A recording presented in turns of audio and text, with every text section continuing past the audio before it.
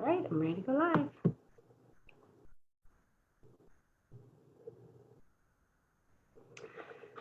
Good afternoon and welcome to Community Conversations with OCJR. I want to thank all of you for sharing part of your day with us. My name is Jacqueline Blocker and I am the Engagement Director for Oklahomans for Criminal Justice Reform. Today's topic is fines and fees.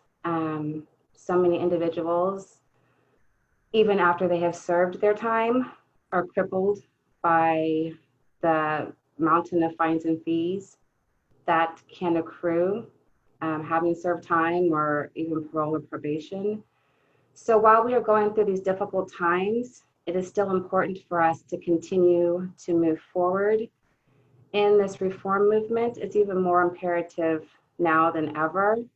We have to reform from municipal all the way through to federal. So we have to continue to build capacity and to push on all of these efforts because these are still everyday issues that our brothers and sisters are dealing with. So that's why we decided to continue with today's topic on fines and fees because there are people that are struggling with this today. So before I get on to introducing our amazing panelists, let me introduce some of my OCJR family. I have joining us Chris Steele, our chair, and welcome our new addition to the family, Clint Castleberry, who is our deputy director, and we're so happy to have him. Callie Watkins, our reentry coordinator. So with no further ado, let me get on to the rock stars of the day. Our panelists today to talk about fines and fees are Christina Saleh, Program Director for Still She Rises, Ryan Ginsler, Director of Open Justice, Oklahoma, Sonia Piles, Project Coordinator for Tulsa Lawyers for Children, and she wears many hats, but I'm just going to start with that introduction. And Nicole McAfee, Director of Advocacy for ACLU. Thank you all so much, and I'm going to turn it over to our panelists.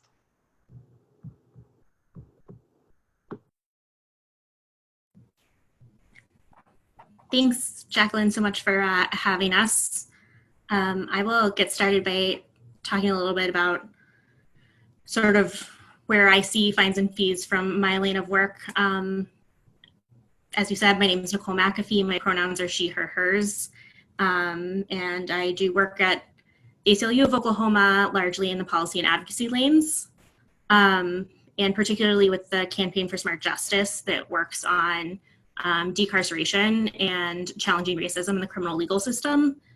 I think it's especially important to name in the context of this week and why having this conversation is so important, that we know fines and fees are part of a criminal legal institution that upholds white supremacy, that harms communities of color, but especially Black communities, and that we see that disproportionately on the ground in Oklahoma. Black folks are continually harmed by the system and by fines and fees that most folks are never able to pay. So in my mind, the way I think about fines and fees, first and foremost, is as a budget failure.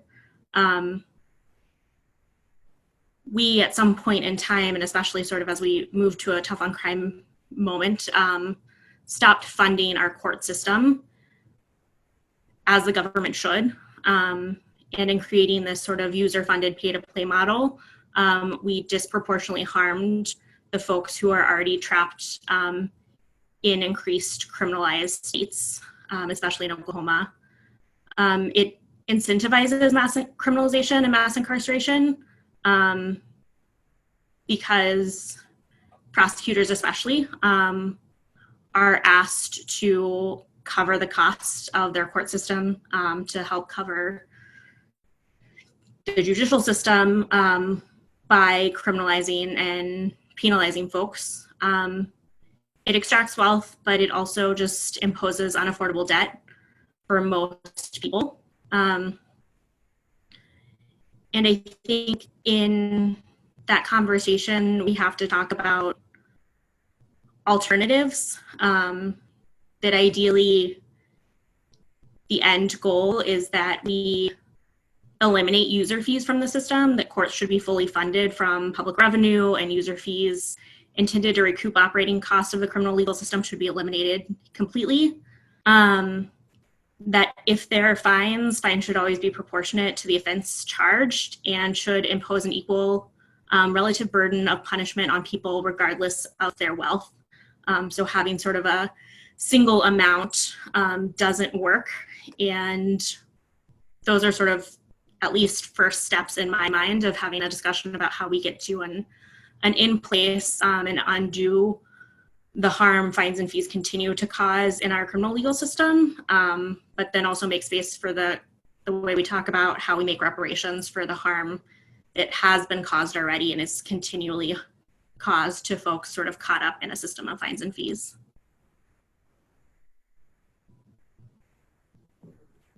Thank you for that, Nicole. And also I want to make sure that all of our attendees know that they are encouraged to please submit any questions or comments you have in the Q&A section, and our panelists will be sure to make our best efforts to get to all of those questions.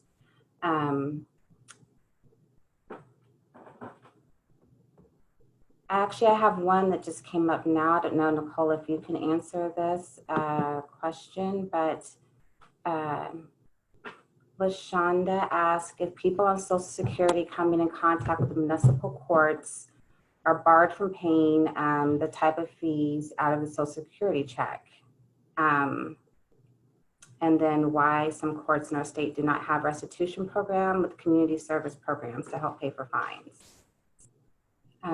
And I don't know if everybody wants to weigh in on that, but that is a question that is on the table.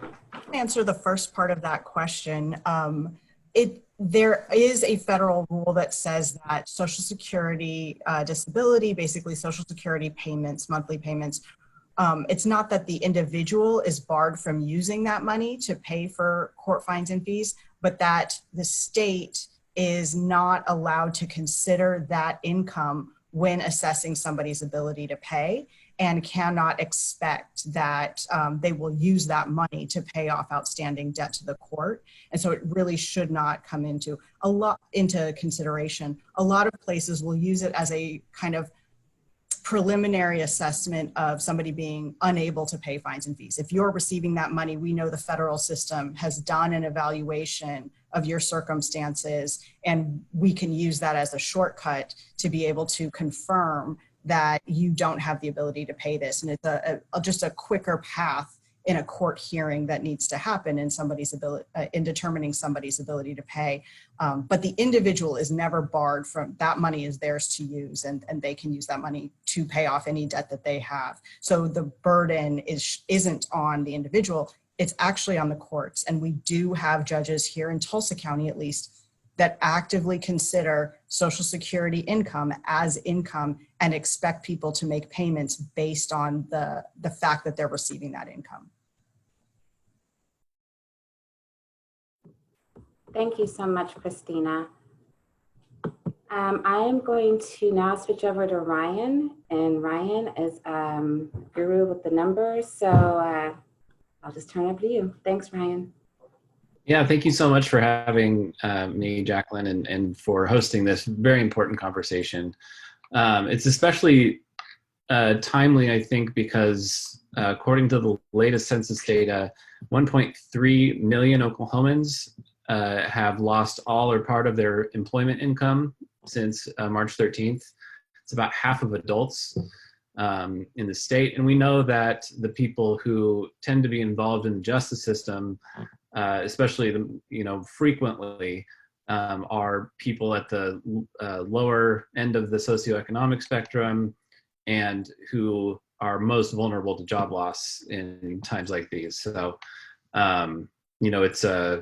it's been a timely issue for years, for many of the reasons that Nicole laid out, of this being a real problem of justice, but also a real budgetary problem for the state of Oklahoma and for our courts in particular. So just to kind of give you a broad sense of how fines and fees have grown over the last 20 years or so, if you got a ticket for speeding very fast over the speed limit, say 20 miles an hour, that's probably dangerous. You should stop doing that. But if you got pulled over and got a ticket in the year 2000 for that offense, your ticket would have been $106, $107, excuse me. Actually, in 2000, I'm going to change it again, $110. In 2016, that amount had risen by about 150%. So about $270 20 years later. Before that time, that amount had basically stayed the same for a couple decades. And it's emblematic of the larger growth in fines and fees that it's occurred for not just traffic tickets, which can affect a broader swath of us than misdemeanors and felonies, but also in misdemeanor and felony criminal cases, the amounts charged to people have just skyrocketed by double or triple over the last 20 years. And this is not because the state is trying to punish those offenses more harshly. That's what the fine is for. So if you looked at your ticket in 2000, your fine would have been $30. That same ticket 20 years later, the fine's $35, so $5 more. And the other $150 that's been added to that case is all from fees. And those are fees that are tacked on to every single case in order to pay for specific functions of government. The largest chunk of those fines and fees will go to the district courts. So when you're paying a traffic ticket, you're paying for the judge's salary, the judge's retirement, the court clerk's office, the court building that you're walking in, the DA that's prosecuting your case, the public defender, if you have a public defender in your misdemeanor or felony case. So, just as Nicole was saying, the growth of fines and fees is mostly a story, not of, an intentional attempt to punish people, although that's certainly been a known consequence for a long time. But mainly it's been a budgetary mechanism to raise revenue as we've cut taxes and really undercut the traditional sources of revenue that our state government relies on. So in fiscal year 2019, the median cost for a felony case was over $1,100. So if you got charged with a felony, there's a 50% chance that felony case would cost you $1,100 or more. For a misdemeanor case, it was lower. It was about $850. And that's a lot of money for many people. I would certainly miss that amount of money coming into my bank account.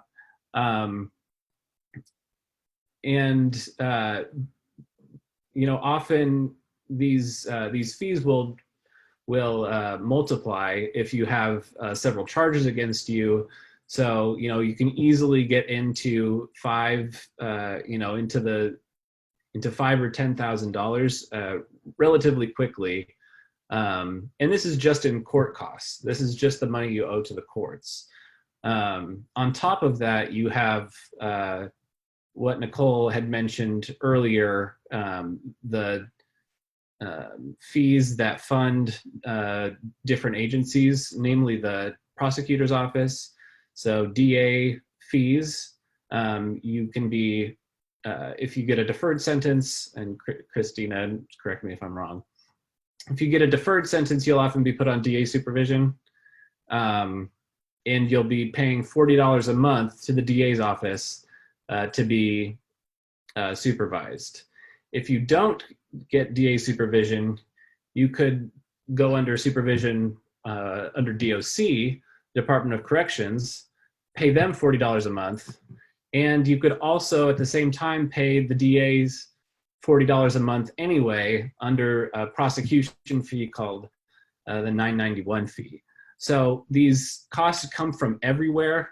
It seems like after you come through the justice system, or while you're involved in it, the fees and just the administrative burden of, as a defendant trying to figure out who to pay and when. Even above and beyond the financial burden that this places on people, the mental burden is just enormous. So, these costs have grown and grown. And what we know is that the burden of this falls most heavily on the neighborhoods that Christina serves in North Tulsa and communities like that across the state. It's generally low income and especially Black communities. They just get the most cases filed against them, consequently the most fines and fees filed against, charged against them. In many of the zip codes that Still She Rises serves in North Tulsa, there is $600 to $800 per person. If you just divide it by all the people, not necessarily even the defendants or the people who owe, but per capita, the debt in those communities is often $800 to $1,000, several $100s compared to South Tulsa, where it's $50 or less per person. So these fees stack up, and they really just hang over the heads, mostly of our most disadvantaged communities. When you fail to pay, when you can't pay, you can be charged, or there can be a warrant issued for your arrest. You can spend several days in jail, for your inability to pay. Our research has shown that 10 years after a case is filed in Tulsa County for felonies, 2/3 of cases had a failure to pay warrant issued in their case. So this is not just some small subset of the cases that we're talking about. It's often the majority of defendants that are facing these problems, and it's really something that really undermines the legitimacy of our justice system and our court system. When we're trying to fund our courts by on the backs of the people who are least able to pay, it just creates this terrible cycle of punitiveness and injustice that has been really, really hard to address in Oklahoma. Do we have any questions that we can answer? Are we good?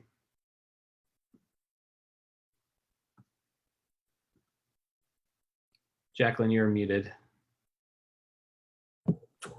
Almost. Is there a program that allows people to pay on their fines through community service? That's from Shop. Yeah, I believe that's usually probably the other panelists will be better suited to answer this than I will, but I believe that that's generally up to the judge, or generally up to the judge. So Some counties will do it, and some I think are more reluctant to do that. In my experience, Ryan, that's exactly correct. And I actually have never been given the opportunity to pay towards my fines and costs with the option of doing community service. But in my experience, it has been discreetly up to the judge. Thank you. Yeah, one last final thought. One of the patterns that we see in collections at the courts on criminal cases is that they spike. They go way up in February and March. That's when low-income people receive their tax refunds. And so we see eviction filings fall during the same period. We see the amounts collected by the courts, not just on intercepts, but on people writing checks to the court. They spike in February. I just had my colleague run these numbers today. It looks like February 2020 was the highest collection month that we had seen in the last several years. About $5.5 million on misdemeanor and felony cases. And that was right before this economic crisis really kicked in. That's money that really could have helped out a lot of people, a lot of vulnerable people, to have that money, that cushion right now. So this is a criminal justice issue. It's an economic justice issue, and it's a racial justice issue. We're gonna keep fighting for the exact same priorities, the exact same solutions that Nicole was talking about: funding our courts, funding our justice system from general revenue, taking out entirely the financial incentives that allow this to continue and encourage it to continue. Thank you so much, Ryan. That was so very well said. And thank you to our participants for your questions. Keep them coming. I don't remember who I had next on the agenda. So Christina, do you want to go next? And thank you. Sure, I'm happy to. And I know that we do have participants here with us today who are the real experts in this experience, who know better than anybody because they've had to go through it. They've suffered under the system for so long. And I just want to acknowledge that, any knowledge I have has been from sitting and listening and talking to our own clients who are the experts in this experience and in what the kind of oppression that this system creates. It's hard not to think in the 99th anniversary of the Tulsa Race Massacre that this kind of system is emblematic of just finishing off the job of draining the wealth from communities and in particular Black communities that people don't want to see thrive in the same way. And it's just part of a system that is designed to work together. And so I want to talk a little bit about how the criminal legal system and the debt owed to that system is really just a drop in the bucket when you look at what families have to do when they don't have money to be able to survive. And so Ryan actually started talking about a traffic ticket and what happens if you get a traffic ticket that you can't pay, and how that lends itself to all of a sudden you're in a system that won't let go of you, and that won't solve the problem with you unless you're willing to dedicate work hours or money to that system. And the punishment for not participating is arrest. And so your freedom is at stake simply because you can't afford to pay. That's just what the court system is asking for as far as money from our clients. In addition to that, let's say that one of the reasons that you were arrested or given a traffic ticket was because you didn't have a valid driver's license at the time.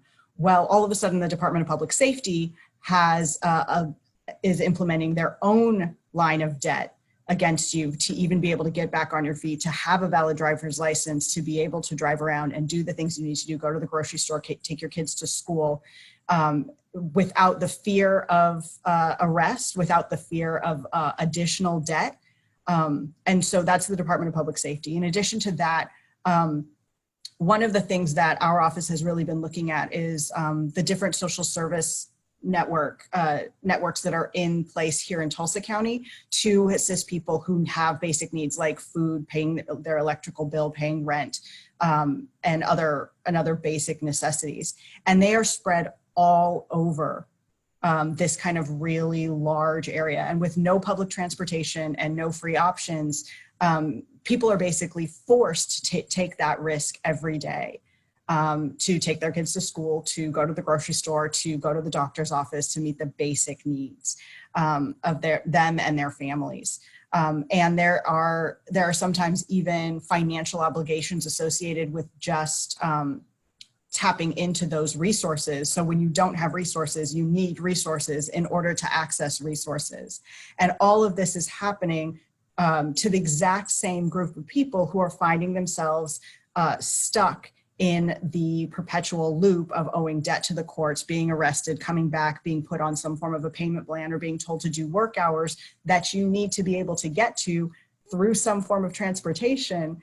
And then all of a sudden you're right back in that same loop. And this circle is part of a larger circle, and a system that works together to keep communities with low resources, with not a lot of access to any kind of, well, I guess to the bootstraps that everybody has been talking about for the last 40 years. And so it's a hide the bootstraps kind of system. Our clients have experienced a lot of the same things that some of the participants here have, which includes like just straight hunger and housing insecurity and total dependency on people who may not have your best interest in heart in order for you to get transportation. And so people that you may be trying to get away from, particularly when we think about domestic violence and the role that that plays in our clients' lives as representing mothers, having to rely on the same people that the system may be telling you to stay away from if you don't want to get in trouble again, having to rely on them to get transportation to meet the other legal obligations, such as owing debt. You need to either have access to the internet, which costs money, or you need to have a way to the courthouse, which costs money in order to be able to pay. And a lot of these windows don't take cash, which means you have to pay for a money order. And so when we start to look at the nickels and the dimes as they add up, this system isn't just about the $1,100 and $800 that Ryan referred to, which are just an incredible amount of money for people who are being dragged into the system. Just if you look at their income and you look at, especially those that are being appointed a public defender, where there's already been a determination that they can't afford a lawyer. So why could they afford $800? Why could they afford $1,100? The same system is having that total divide of their own brain. And so when we're looking at that, the question is just like, where is the off-ramp to this circle, right? To this road that they're on. If the idea is that they just keep coming back around into the system and getting rearrested and the debt piles up because of that rearrest, where is the off-ramp? And I think we need to focus on creating off-ramps and completely pulling this burden off of the backs of our Black communities and off of the backs of our families and off of the backs of our citizens who these systems are supposed to serve, not oppress. Do you have questions? That was amazing, Christina. Thank you so much. There was a question and Ryan actually answered it in the chat, but I do think it's something, oh, there is a question actually. Has anyone considered that putting someone back in jail for failure to pay puts more fines on that particular person and continues the cycle of mass incarceration? Is there any other option than jail for that person? I think what you'll see is that individuals in the system, including judges who, when they have somebody before them and they're about to do their part to perpetuate that cycle, will often acknowledge it privately, but there is no one person in this system that feels empowered to do anything about it. And in fact, maybe getting pressure to continue to perpetuate it because of all the incentives that Ryan outlined. And that's at least from my experience. Others may have something to say about that. I think it's important to note, like, not only the harm of throwing folks back in jail for failure to pay, which we often see, but sort of all of the other steps that are continual punishments that are also barriers to accessing the money that would make them able to pay. For instance, sort of losing your driver's license is something that we often see, and then not being able to access a car to legally drive, and or having to make the choice between whether you drive someplace without a license to get to work, and or you instead don't have transportation in most of the state, is really tough, and that those barriers exist in many places. And that I think Christine is absolutely right that folks don't feel empowered to change that, but that it's important to remember that many of those actors that could be empowered to change that are elected officials. Your district attorneys and your judges who are elected should hear from you just as much as state legislators or city councilors or county commissioners. You should call their offices and push them on these policies, because even when they've been empowered through the legislature, for instance, to sort of have discretion over maybe not pushing some fees as much as funding gaps have very marginally been filled, they still choose to fine folks or to assess those fees. And it is incumbent on us to ask them not to do that, to push them not to do that. And if they continue to do it, to find other actors to elect to those roles.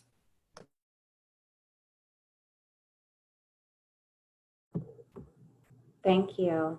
I am going to turn it over to our expert on this issue, Sonia Piles. I'll let you take it over. Good afternoon, everyone. Thank you so much for having me. I'm going to share with you some of the many ways that I've been impacted horrifically by fines and fees over the years.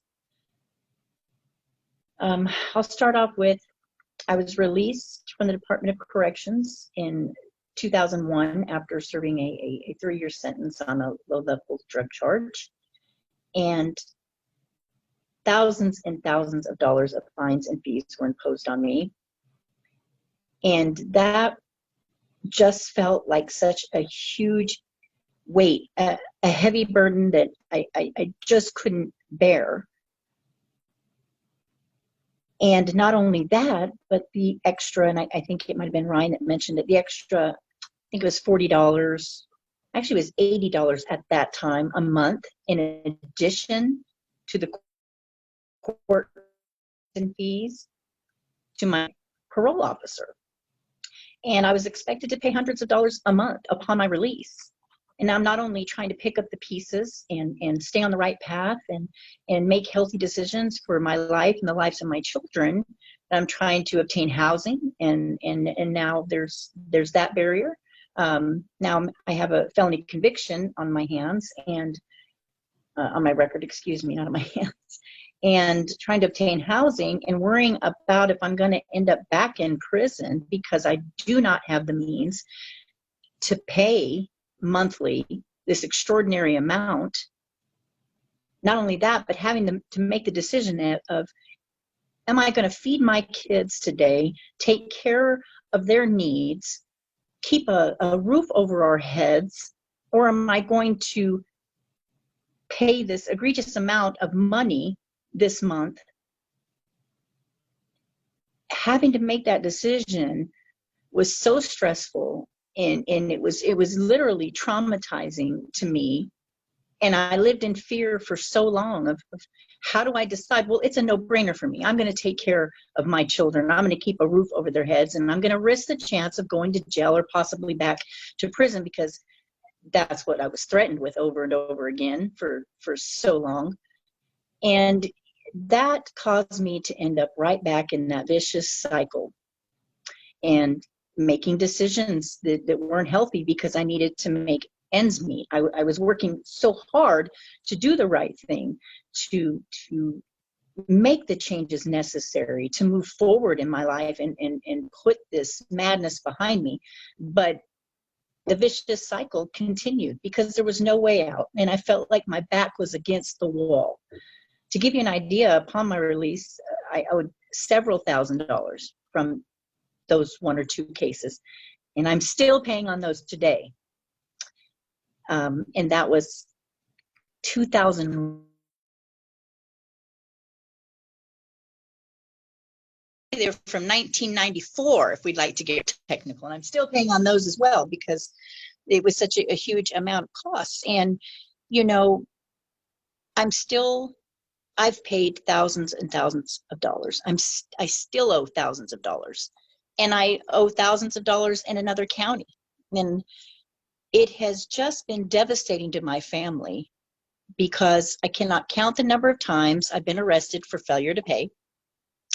And they require a certain percentage of your total amount to be able to be released. And my family would take on that burden in order to get me out so that I didn't lose my kids first and foremost. And I would have lost them for being jailed for fines and fees if it weren't for a supportive mother.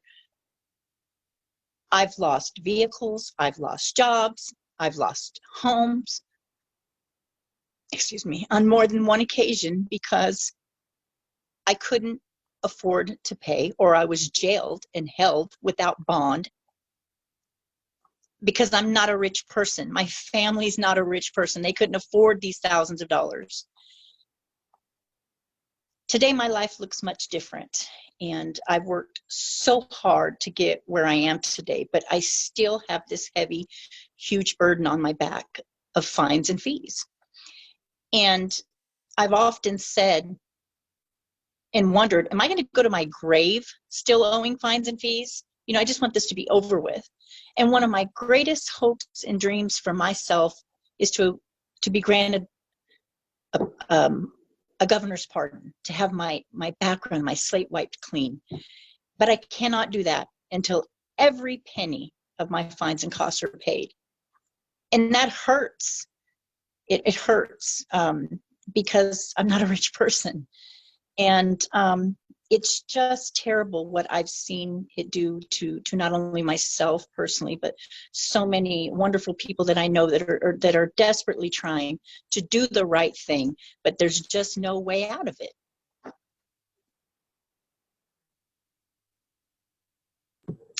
Thank you. Wow, thank you so much, Sonia, for being so brave to share your story. You're not alone in this, so I appreciate you being so brave to share that with us. Ryan, I know that you had a question that came in that you answered. Would you mind reading that off? Because I'm sure that would be of interest to everyone. I think it was about the amount of fees that are levied and collected. Yeah, that's a really, I think, illustrative statistic of a lot of what Sonia is saying and others, which is that the state doesn't really expect to collect the lion's share of what's charged to defendants. Each year we see about $130 to $140 million accrue, so charged to people. Most people are going to pay that off over a very long period if they, they're put on a payment plan of, some judges will do $25 or $50. More often it's $100 or $200 a month. So if you divide it out, it can easily be a 5-year payment plan or more, even if your sentence is probation for 6 months. So, for misdemeanors, the repayment rate, they collect about, 40% maybe of what they charge. On felonies, it's much lower. It's probably closer to 20 or 25%. And so we just have all of this debt, just accruing, sitting on the court's books, in the billions of dollars, certainly, for just these felony and misdemeanor cases over the last, 10 or 20 years. And so it's really just, it's sitting there. The court doesn't really expect to collect it, but there's been no real attempt to address, the effects of all that debt on the individuals who are, at risk for continuing to be, arrested and, just under the heel of the court for years and years, just, waiting for the smallest mistake to send someone back, right back to where they started, which is a very dark place, and it just perpetuates this cycle.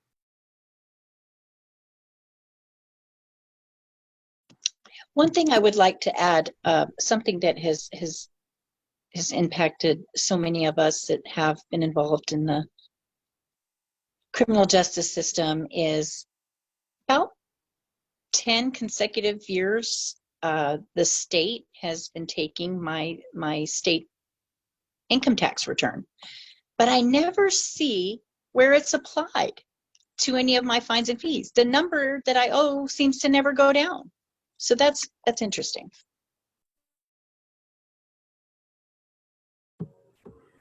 That's a very good point. And I see people nodding their heads. So does anyone have any insight as to why that is? Or I'd like to hear some comments about that. I know on mine, I've noticed that it says administrative costs for a large chunk of it, but I never also see where it gets applied, but I can see administrative costs written blatantly.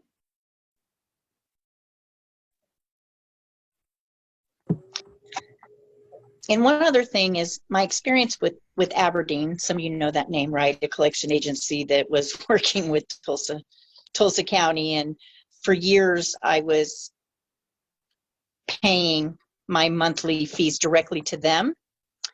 And truly, I very seldomly saw the numbers go down. That was a horrific experience. There was times that I was arrested and taken in on a warrant for failure to pay, and Aberdeen is asking, I don't remember the percent, maybe 30. It was 50% years ago. I think they went down a little bit and made it 30%. But when you have a total of thousands of dollars, that is a large amount of money to be expected to pay to be released from jail, or you're just, you're sitting there. And yes, the fines do come off for the time you're sitting there, but it doesn't start right away, so it's just, I'm glad that, to my knowledge, Aberdeen is no longer in existence, or at least they're not partnered with Tulsa County in any way. And that's just a huge relief, because, that I feel like they were stealing our money.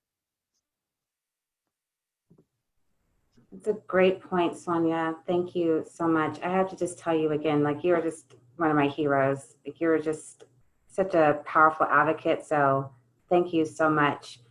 Thank you. Thank you. It's just, Callie, do you have anything that you wanted to add or jump in here and say anything before I get to the questions? No, I would just echo most of what Sonia said. It's an issue that definitely needs to be tackled. She and I, we've been in the same boat, and, I think that we're in a great place to be able to pay our bills and, kind of get that ball moving. But a lot of people aren't that lucky to be in the positions that we're in. And so it does become difficult, and it drags people down. I've seen it more times than not. And just the ongoing, I, like she, think I will probably die owing fines and fees. And it's not fair. I happen to fall under the 1269 crimes. So I could apply to no longer be a felon, but I can't do that because I owe fines and fees. So I'm in the same boat there. It's kind of a lifelong dream of mine also to not be a felon, and I have the vehicle to do it. I just can't get there past the fines and fees portion of it. So that's kind of the unfortunate end of that.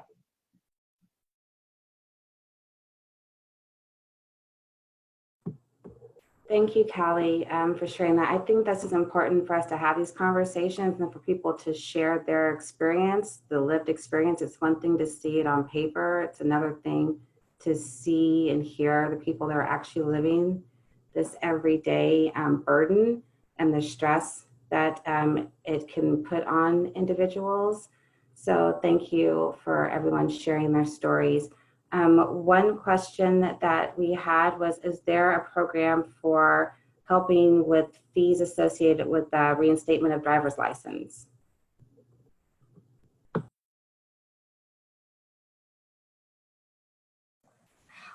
Callie, maybe you know, do you want to? Go ahead. Here's what I know. I know that DPS has a path to a provisional license while you are paying off the total amount of debt. Of course, that even costs money. I think it's like $25 for the provisional license. So for people who don't have money, there's still a barrier of entry there. And I just want to highlight the fact that our solution to everything and our assessment of people's worthiness of relief seems to be through ability to pay. So if you can pay, there's an equation. I think we talk about having skin in the game sometimes. I've heard that language from people, or people saying, you know, they need to have something on the table so that they understand what an important benefit they're getting back. And I just want to push back generally on that and encourage everybody to think critically about that kind of language when it comes to people. And when it comes to thinking about money as the vehicle for assessing whether or not somebody really wants it or is worthy to receive some sort of relief from our community and from our system of government. Callie, I'm hoping that you know of some sort of debt relief when it comes to DPS that I don't. Unfortunately, there's not. Just the provisional driver's license is the mechanism to getting that back. However, recently, many of my clients have called and said that while the Department of Public Safety does have that program, they are not allowed to place anybody on it currently. So it's a program that's sitting there that apparently does not have the ability to have any participants at the moment. So I'm not sure. I haven't quite dug into that. I just kind of found this out a couple of weeks ago. I'm not sure if it's related to the COVID pandemic or what exactly is going on, but that is the story I'm getting. But that's all I know, unless, you know, there are tribal resources. Veterans sometimes have resources to help with those sorts of things, but just as a general rule of thumb, there's no assistance with driver's license reinstatement.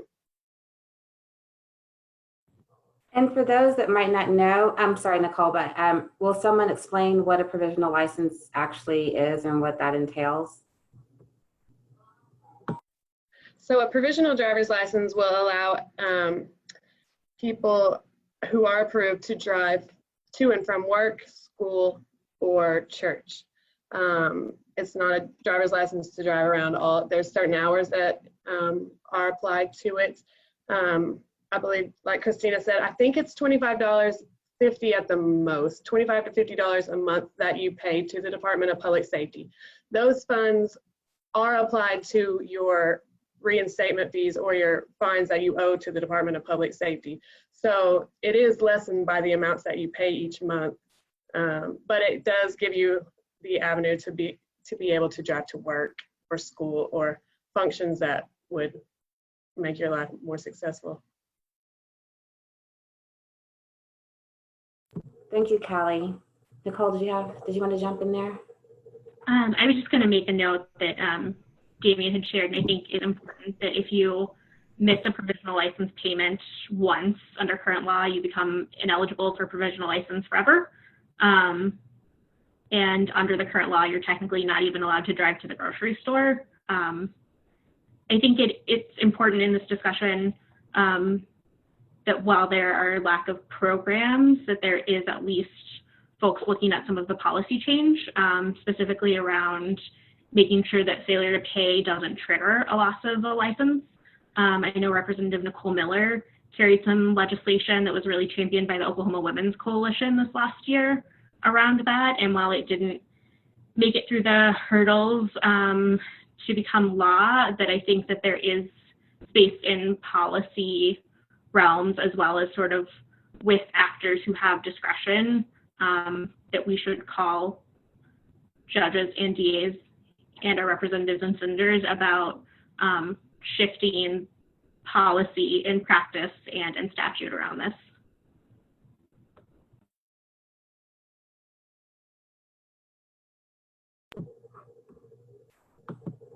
Thank you for that, Nicole, and thank you, Damien, for sharing that.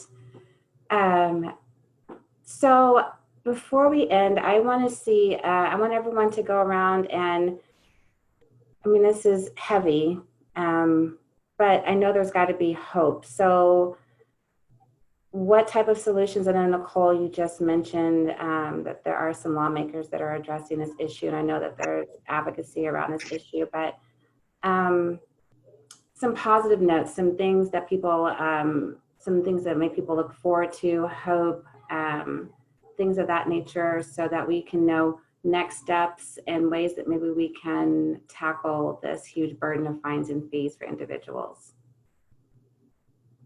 Nicole, I'll start with you since you're at the. I think that pushing for policy change and pushing on electoral actors is always important, that it can feel like a really long fight, but part of the hope is in the folks that you get to do it with. And that includes a lot of people on this call today that I feel really lucky to have as allies in spaces, that we all get to push each other as much as we get to push people who have the power. I think there is hope in the vulnerability and storytelling that folks like Sonia do so often, that I will take a bit from Brian Stevenson and how much he always talks about how critical proximity is, that for most people who are making this policy, they are very far removed from the criminal legal system in practice. Part of that we've done through policy that really limits how anyone with a criminal conviction can run for elected office. And in having a legislature that is deemed part-time and paying folks a pretty low wage, we also limit who can afford to be in those spaces. And so people think of fines and fees in this really nebulous way, and they don't think of the sort of crushing debt that they're putting on folks whenever they give an industry a tax break and don't fund the court system. And I think that being proximate and telling stories gives us hope in building a community around the change and in shifting policy in decision-making rooms. And if policymakers aren't willing to shift in those rooms, taking that action to ballot boxes and shifting it there. Well said. Ryan? I think the work that many of the people on this call have been doing over the last 4 years has really raised an awareness at the Capitol among legislators, where people understand on a much just a much more familiar level with they're much more familiar with the issue at hand, and that's, I think, it's been a long first step to take, but just that the fact that we had several key legislators introduce some legislation that was very positive this year. I think that's a reason for hope. I think the courts were in a financial bind before the pandemic hit, and they're going to be in a bigger one. And I think that's an opportunity to reduce our reliance on these funds.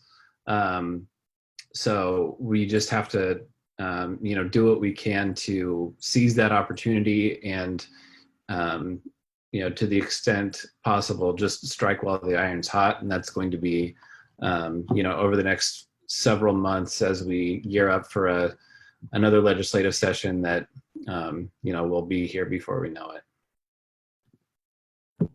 So true. Thank you, Ryan. Christina?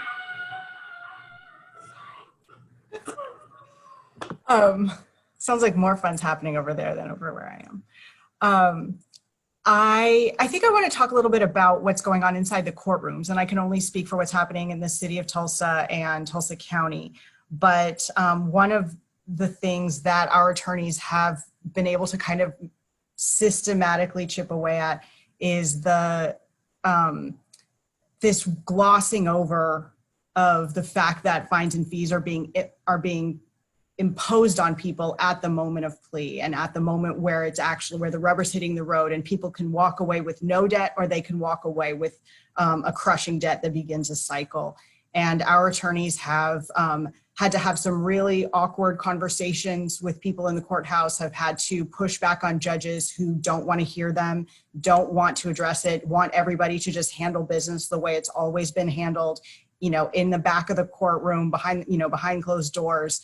And they've had to say, no, I need you to understand that she will never be able to pay this amount of money because it is such a crushing amount of debt. And if you do this, you are going to ruin the rest of the goals that she's just told you that she has for her life. And that they've been able to use that venue as well as the cost docket for people who already have fines and courts imposed. And we've been litigating that with long written motions, itemizing out and making incredibly real the reality of what a budget looks like for a household like this, and forcing our judges to reckon with that instead of just falling back on phrases like personal accountability. And she has to show me that she can work with me and I'll work with her, and just make them engage with the reality of it. And we've had some great results over the time. We had one of our lawyers very early on who got Judge Keene, who's now on the Criminal Court of Appeals, to wipe out over $30,000 worth of debt in one fell swoop. Those days are few and far between, but they happen. That is very helpful. Thank you so much, Christina. Sonia, I'm gonna let you close us out. Thank you to all of our panelists. Thank you so much. But Sonia, I would like you to have the closing words. Thank you so much to everybody. Well, thank you so much. I thought I would end this on a little bit of a funny note, just to be completely transparent here. I have some hope recently because about 6 months ago, I had some financial expenses, and I had to take care of those first because they were definitely priority in my home. And I got a little bit behind on my fines and fees in both counties, and I didn't get a warrant. I mean, it was a miracle. It was the first time ever. So I feel like, I don't know if they're just really behind and not doing their job, but I know that I've had this conversation with a large group of folks that